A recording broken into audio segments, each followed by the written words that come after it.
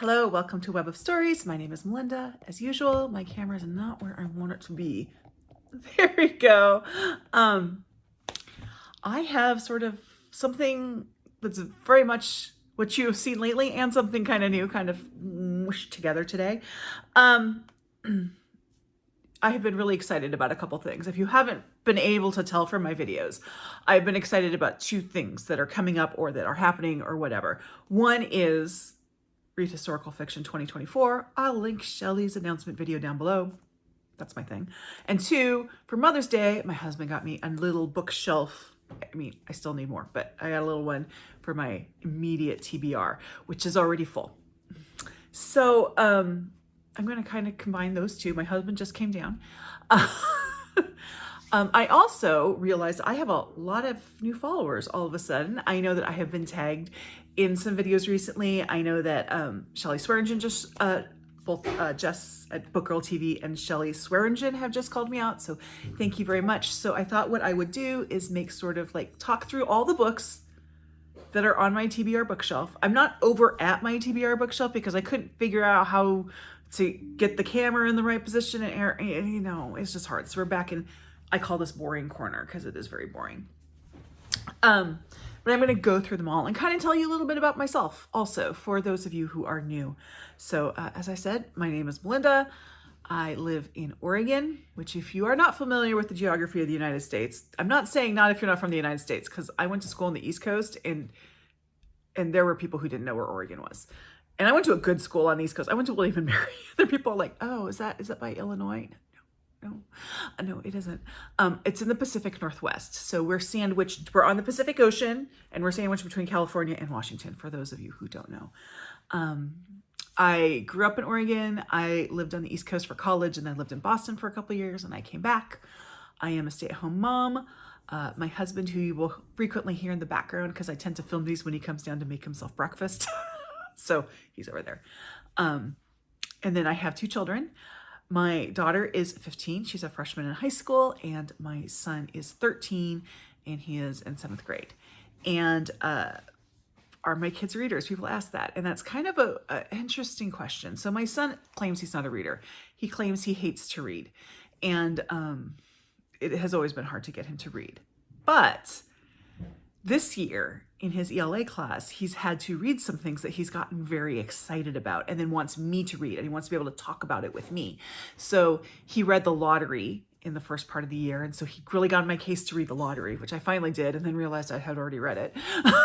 But so we could talk about The Lottery. And just recently he read The Giver and he's like really excited about The Giver and he wanted to talk to me about it. And I'm like, I haven't read it in a long time. I remember the story, but I don't remember the specifics. So he's like, what was your favorite part? I'm like, the middle.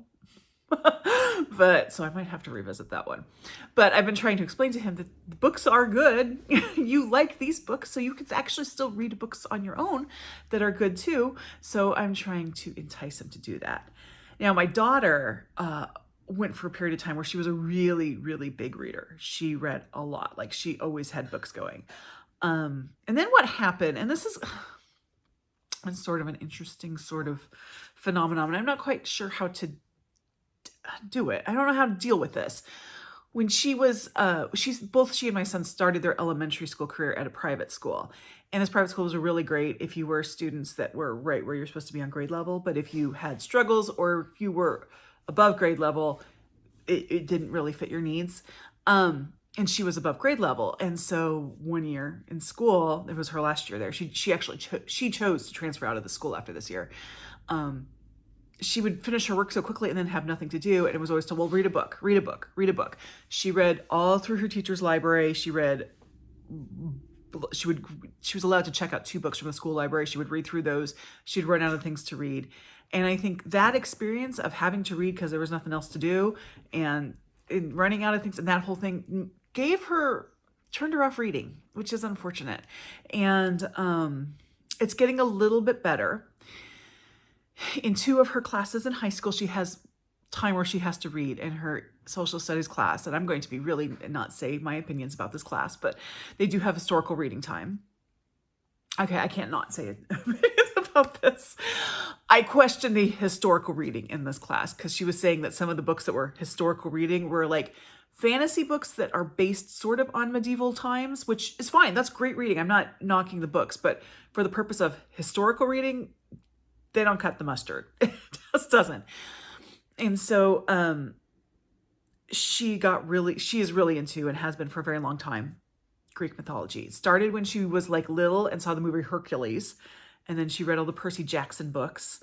And so she's way above reading level. She reads it, way above. And so I gave her 1,000 Ships by Natalie Haynes. I said, why don't you read this for your class? And she loved it.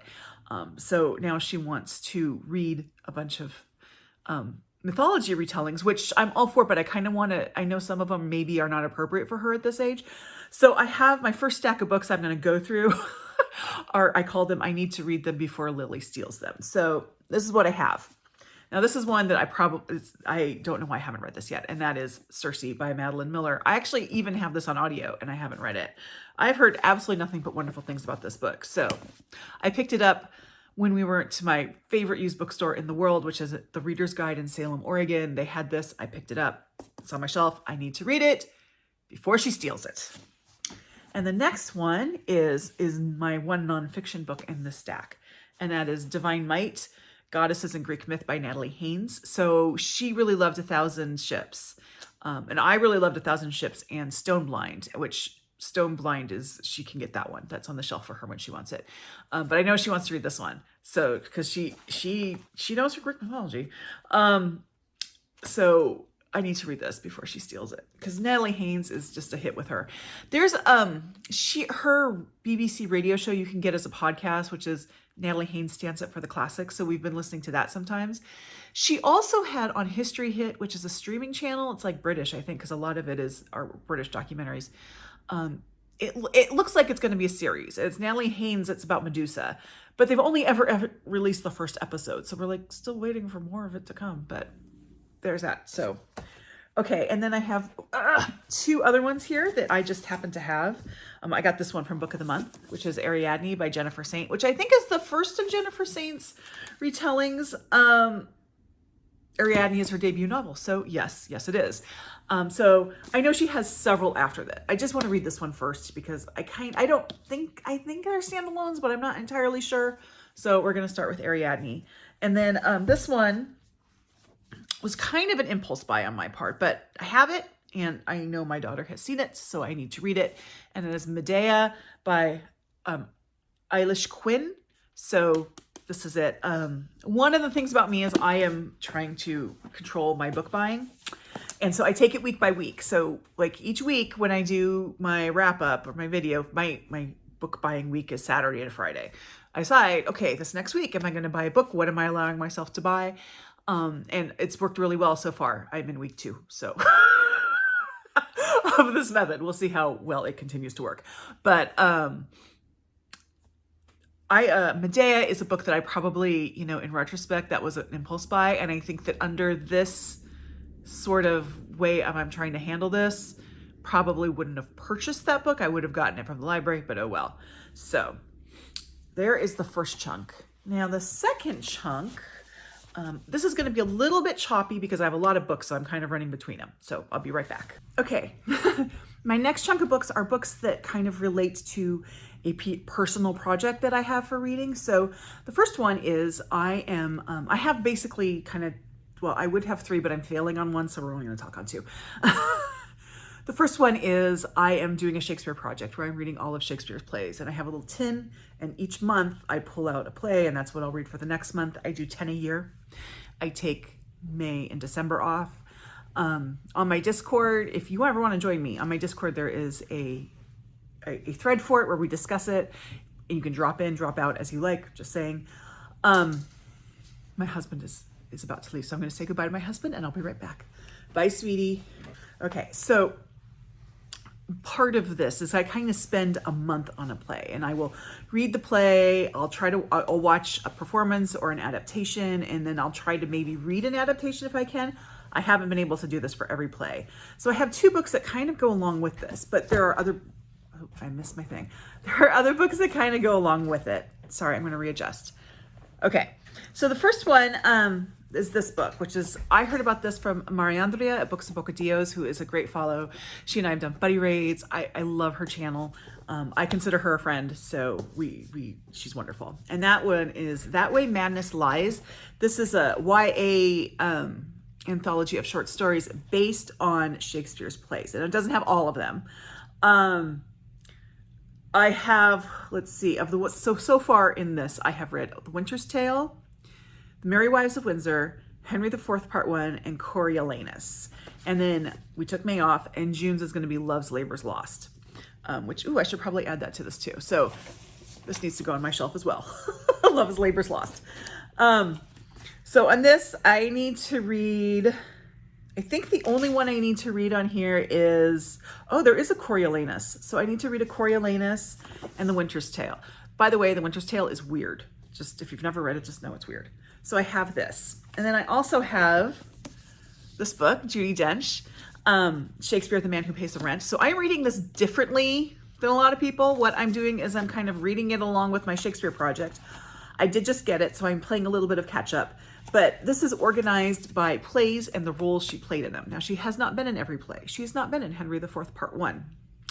But she has been in every other play. Has she? Yeah, she has. So, for example, Winter's Tale.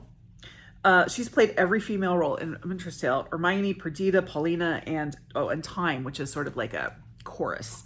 So she has a little section on each of those. So I need to go read those. And I'm sure Love's Labour's Lost is in here too. I haven't looked since I drew that one. So I know Henry IV is, she was Volumnia and Coriolanus, which of course she was. I'm not seeing Love's Labour's Lost. That might give me a little bit of a break on that one.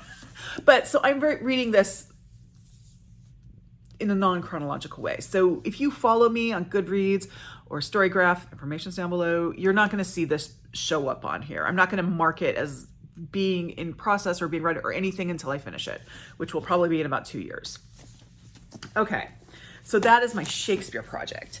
Now, the other project that I have going, well, the one that I'm failing on is Donna Leone's Commissario Brunetti series. My plan was to read one a month, and I've read like the first 7 or something, and I'm already like 3 months behind.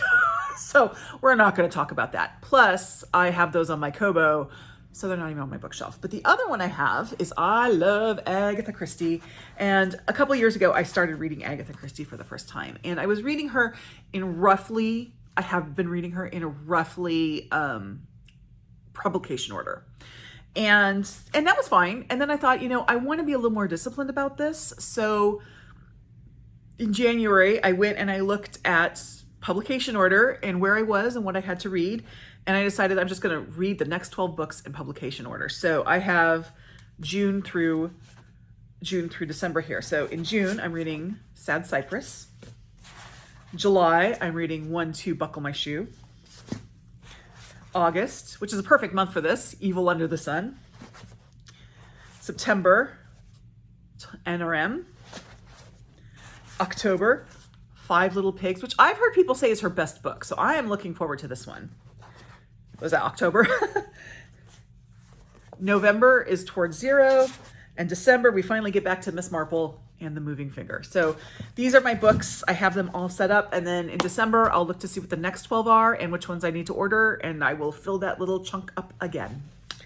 Okay, so the next chunk are read-alongs, buddy reads, book club books, all those sorts of things. So these are not really in any order. So I'm just going to pull them off the way they are. The first one is Heartberries by Terese Marie Mailhot. So Sarah at Roadworthy and we both live in the Pacific Northwest. So we decided that we're going to kind of spend this year reading books by Indigenous authors in our area. That's a little hard for me, at least. It's easier for Sarah, I think, because history, I think. But where I am, the first encounter with Europeans in my area were traders, and they did bring a lot of diseases. So by the time the colonizers or pioneers or whatever you want to call them came, a lot of the indigenous tribes are already decimated. There isn't a lot of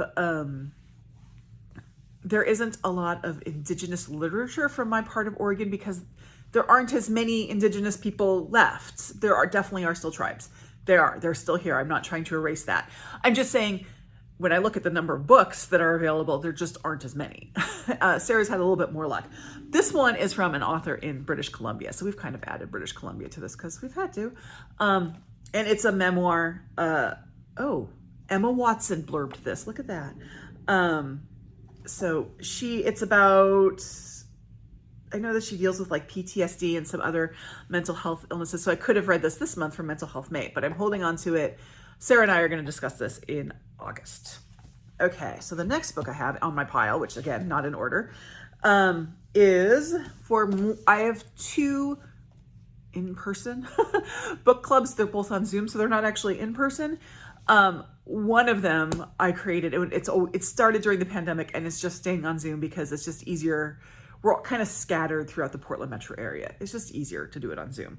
And our next book is Greta and Valdin by Rebecca K. Reilly.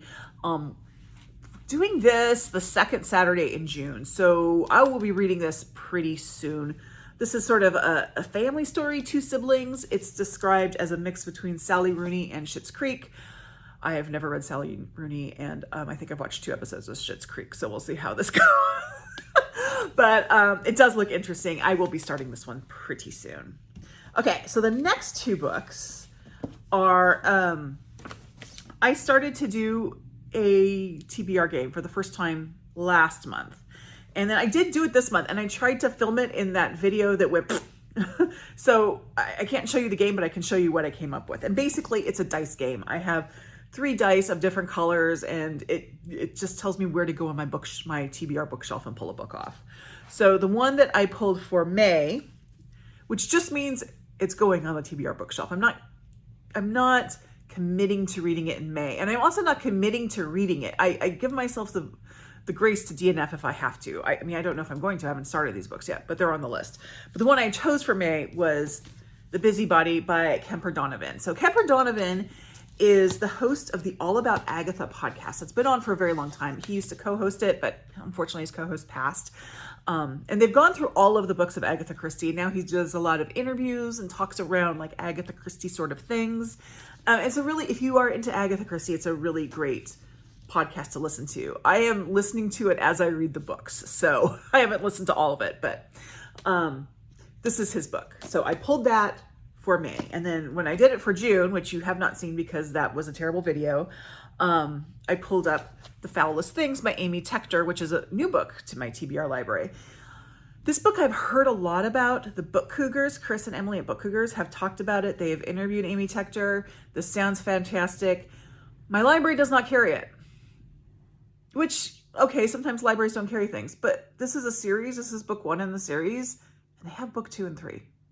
So I don't know what's up with that, but I finally got fed up with it. So I got I just bought it.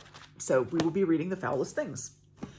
And then the next 2 that I have are also buddy reads. I need to look at my calendar. Give me a second because I write all my buddy reads on my calendar so I don't overbook myself. Okay, sometimes I have technical difficulties. Sorry about that. Apparently, you cannot have these 2 buddy reads overlap just a little bit when I tried to put it into my calendar. So it erased one of them, which is weird. I had to go check it. So the first one I'm reading is, I'm going to start this in earlier June, and I'm reading this with Kim at Kim's Book Life, and that's Know My Name by Chanel Miller. I had pulled this out for People April as a possibility, and I didn't get to it, but Kim said, I'm really interested in reading that. And I was planning to read it. Do you want to do a buddy read? And I said, yes. So we kind of went back and forth and found a time that would work for both of us. Kim is moving, I believe. So we had to kind of work around that. That totally understandable. So I'm glad I'm buddy reading this one because I hear this is a very difficult and emotional book. So for those of you who don't know Chanel Miller, she was known as Emily Doe. A few years ago, there was a horrific sexual assault, rape, that someone from the Stanford swimming team committed. She was the victim. So you can look it up. I'm sure you've heard about it. I don't want to give... See, I'm torn on this. Do I want to mention the guy's name and shame him? Or do I not want to mention him and not give him oxygen? I don't know. I don't know where I am on that. So look it up. And then a little bit later in June, which we're going to overlap a little bit, which is fine. Oops, dropping my Agatha Christie books. I have, and this is with Angela at Andy Hart's books. We're going to buddy read The Wives by Simone Gorrindo. This was a book of the month club book for me. My mother was a military wife. She's passed, but I've heard stories about her life as a military wife in the 50s, 60s, and 70s. So I'm interested to see what a more modern take is on that. So those are what I have as far as buddy reads and personal projects. Give me a second while I shift things around, and then we're going to get to a buttload of historical fiction. Okay, before I get into the historical fiction, I did want to kind of reiterate the idea with my TBR bookshelf is that in the past, I have had a habit of putting together more piles of possibilities, sometimes TBRs, but more piles of possibilities, and then not getting to those books and then getting really frustrated. So my plan is that I'm putting those on my TBR bookshelf. So if I don't get to it that month, they are a priority for when I have room in the following months. And because my TBR bookshelf has finite space and we're quickly running out, I kind of have to stay on top of it. That's my whole philosophy behind it. So there's that. Now, I had originally put like all the books January through May that were like that fell into that category of like I had said I was going to read them and then didn't. And I filled up my TBR bookshelf. So those all went back up to the other TBR bookshelves.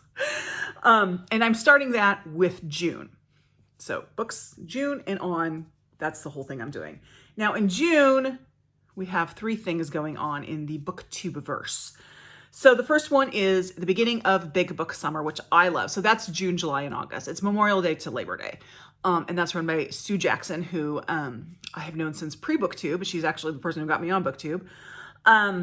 She will have a video. Actually, I think her video announcing it's going to come out the day after this video posts. So, watch out for that. But basically the idea is you read big 400 plus page books in the summer. The Wives, which I just mentioned, is exactly 400 pages. So I'm counting that one. So that's going on. And then there's June on the Range, which is read Westerns in June, which I kind of do. I say kind of because I think what I define as a Western doesn't really fit with like the original scope of what the creators wanted. So, whatever. There's that. I do have at least 2 selections for that fit into this. The next thing is Shelly's Read Historical Fiction 2024, which I lost my head over. I'm so excited for. So this is all various historical fiction. My 2 main genres that I read are historical fiction and mystery. So I read a lot of other stuff, but on the pie chart, those 2 are the biggest slices. So I'm going to kind of just go through this again in the order the pile is, which is in no real order. So the first one I have is a book called Farthing by Jo Walton. This is alternate historical fiction. It's set in the 50s, but the conceit on it is the Hitler won and now he took over England. I've heard good things about it. I've had this on my shelf for a long time, so I put it on there for the TBR. The next one, we're having book sliding. This book, let me check the page, works for both Big Book Summer and Read Historical Fiction 2024, and that's The Age of Witches. This is set in the Gilded Age in New York, which sounds really interesting, and there's witches. I like witches, so there you go. Again, I'm not committing to reading these. They're just going on the bookshelf. And then I have a historical fiction / June on the Range book. This is Rose Wilder Lane's Freeland. This is one of 2 novels she wrote where she stole her mother's life. And of course, her mother was Laura Ingalls Wilder. So probably pretty familiar with these stories if you've read the Little House on the Prairie books, but these are like literally Little House on the Prairie for adults. I read the first one, which was Let the Hurricanes Roar last summer, which was legitimately it was On the Banks of Plug Creek. The 2 main characters are Charles and Caroline. She didn't hide it very well. But anyway, this is also like that. My friend Karen, who I mentioned, she does not have a BookTube channel, but I call her out all the time. She read this last year, I think. And she said that there is the most racist thing she's ever read in a book in here. And now I'm curious. Not that I promote racism in any sort of way. I hate it, but I want to know what it is. So we'll see. Because Rose Wilder Lane, she was a piece of character. She was a piece of work. Okay. The next book I have, this one is A Day of Fire by several authors. So I have read a book like this before that had some of these authors about the French Revolution. Cannot remember the name of it. But this one's about Pompeii. So each author takes a chapter and they talk about a different person. And it's kind of sort of, so it's sort of like interconnected short stories, but by different authors. We'll see. This sounds fun. Okay, the next two books are by the same author, and we'll see. These are books I should have mentioned, and I'll link this video too. Like in December, I pulled the 12 oldest print books off my shelves and said I have to read them by December 31st, 2024, or get rid of them. I mean, they're coming off the shelf this year, and I did go through that to see what I could pull out for historical fiction, and I pulled out The Girl from the Savoy by Hazel Gaynor, which is kind of in the interwar period in England in the 20s. I also had The Cottingley Secret by Hazel Gaynor, which is the fairies. Yes, the Cottingley fairies. Little girls got their parents' camera and took pictures of fairies, just kind of a thing to have fun, and then a bunch of adults took it seriously, sort of thing. This one I have a little more time on. This one I read this year, it goes away. So, okay. Oh, this one I just got, and this is Long Island by Colm Tóibín. I read Brooklyn in March. Loved it. This is the sequel to Brooklyn, and there's a sticker on it. Frickin' Oprah. You know what? I almost think it's worse when it is a sticker, because then you try to take it off and then it doesn't come off and it looks like crap. Or otherwise, when it's printed on there, you know you can't take it off, but still. I'm not someone who usually throws a fit about it, but this one made me mad. It just did. So, Long Island by Colm Tóibín. This one, even if I don't get to it in June, I will get to it soon because I'm really looking forward to it. Okay. This is another book from my read it or get rid of it pile, and that is The English Wife. I think 7 out of 12 of those books were book of the month. But this one is by Lauren Willig. It is another Gilded Age in New York book, but there are no witches from what I understand. So the next book, again, historical fiction and June on the Range, and I just checked, Big Book Summer.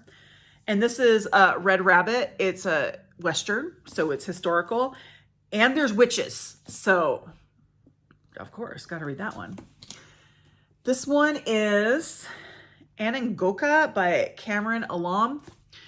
If you may have seen you've probably seen these in a little videos, but I'm just doing the whole bookshelf. This is set in Upper Canada in 1804,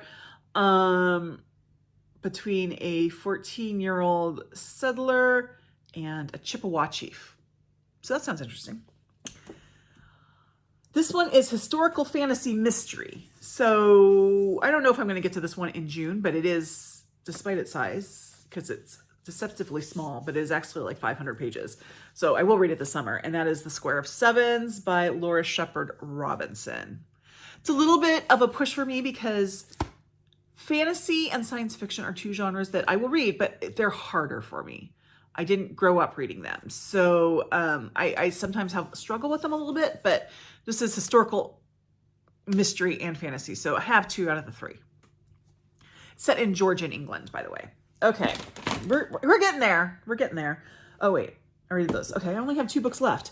Okay, so the next one also came out of that read it or get rid of it, but I'm reading it. Like, there's no question I'm going to read it. And I do want to read it in June because Olive, at a Book Olive, who is a fantastic follow, she's a big nonfiction reader, although she does read fiction.